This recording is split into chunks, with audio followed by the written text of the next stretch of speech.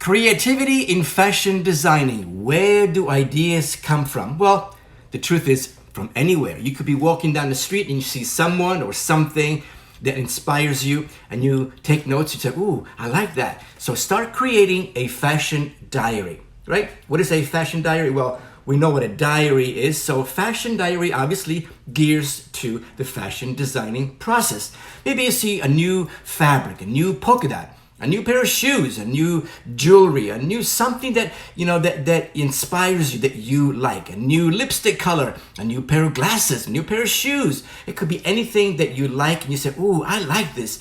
I'm gonna save and take notes, which will lead to a mood board. What is a mood board?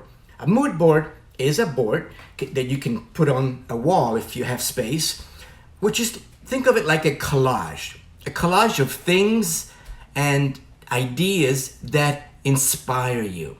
It could be anything. It could be a cat. It could be food. It could be a sunset. It could be sunrise. It could be a woman playing the violin. It could be a color. It could be a swatch. It could be anything that you like and that could potentially become the source of inspiration. That's what a mood board is. So start paying attention to what you like and start putting together a mood board, which will be an inspiration for your next collection. Like in this case, for example, these stripes, these black and white and red stripes led to these designs right here. So start putting together a fashion diary and a mood board for inspiration purposes, okay?